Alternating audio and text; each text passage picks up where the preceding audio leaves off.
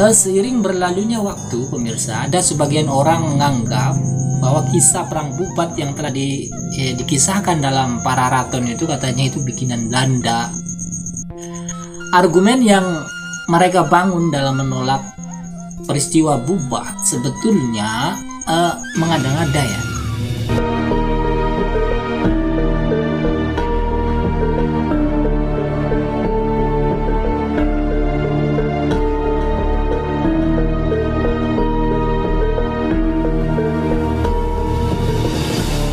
Cerita mengenai perang Bubat yang paling lengkap memang terdapat dalam naskah Pararaton, tapi naskah tersebut bukan sumber satu-satunya yang mengisahkan tentang terjadinya perang Bubat. Ada sebagian orang menganggap bahwa kisah perang Bubat yang telah dikisahkan dalam Pararaton itu katanya itu bikinan Belanda. Mereka menganggap tragedi Bubat yang diceritakan dalam Pararaton itu adalah kisah palsu yang disisipkan Belanda begitu dengan tujuan mengadu domba suku Jawa dan Sunda. Argumen yang mereka bangun dalam menolak peristiwa Bubat sebetulnya mengada-ngada ya. Karena faktanya selain Pararaton ada beberapa naskah lain yang mengisahkan terbunuhnya putri dan raja Sunda di Majapahit. Upaya memfiktifkan kisah perang Bubat yang dilakukan oleh segelintir orang itu, mirsa, jika ditelusuri lebih dalam adalah berasal dari hipotesis yang dipaksakan ya. Orang yang beranggapan begitu, pemirsa, jelas keliru ya. Karena selain Pararaton, sebetulnya ada beberapa naskah lain yang juga memuat mengenai tragedi itu. Salah satunya itu naskah Carita Parahyangan. Naskah Carita Parahyangan adalah naskah dalam bentuk lontar yang ditulis dalam bahasa Sunda kuno.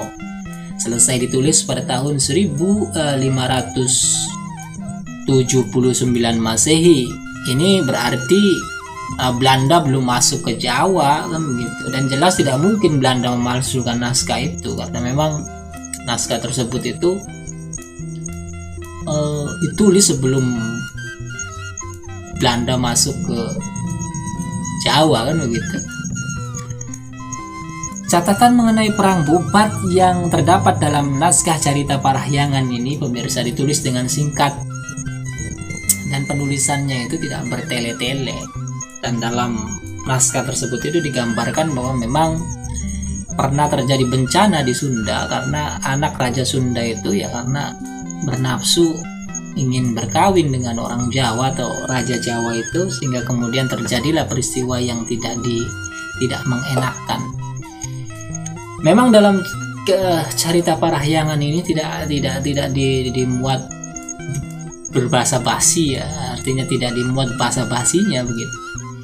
Namun dalam naskah tersebut ya setidak-tidaknya mencatat bahwa peristiwa perang Bubat itu atau tragedi Bubat itu yang menyebabkan tewasnya raja dan putri Sunda itu betul-betul terjadi dari naskah itu. Ini dengan naskah ini saja kita sebetulnya dapat membantah orang-orang yang memfiktifkan kisah Bubat itu. Jadi bisa dibantah gitu.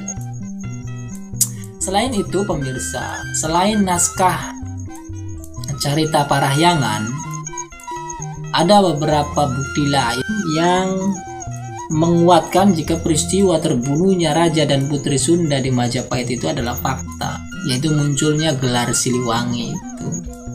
Masyarakat Sunda sepeninggal Prabu Wangi atau Prabu Linggabuana di Bubat itu menamai raja-raja mereka, menjuluki raja-raja mereka itu dengan julukan Prabu Siliwangi.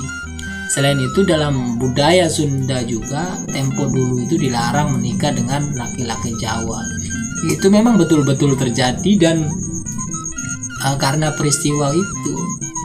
Dan kalau Anda pahami juga bahwa berdirinya kerajaan Pajajaran itu juga tidak lepas dari adat itu.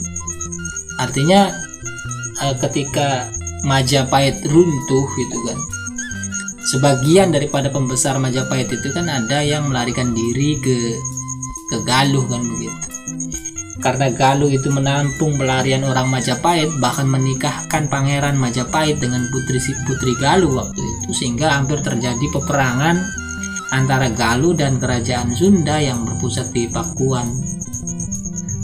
Karena peristiwa itu akhirnya dicegah oleh para pendeta atau oleh para Brahmana agar tidak terjadi perang. Akhirnya kerajaan Galuh dan Sunda itu kan kemudian disatukan. Jadi memang kisah mengenai perang Bubat ini sangat kuat sekali ya, sangat kuat ya. Jadi ada naskahnya begitu, naskah yang tuanya itu salah satunya Carita Parahyangan. Selain diceritakan tentunya juga dalam naskah-naskah Jawa seperti Pararaton, Kidung Sunda dan Kidung Sundayana, juga peristiwa itu sangat mengakar di masyarakat Sunda itu. Jadi memang tidak betul-betul tidak dapat dibantah gitu.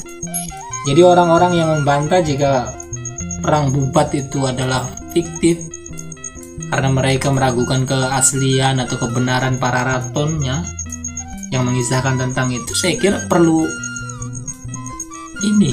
dikasih tahu bahwa selain Pararaton itu ada naskah Sunda yang disusunnya itu sejak Belanda belum datang itu sudah mengabarkan kisah tentang itu.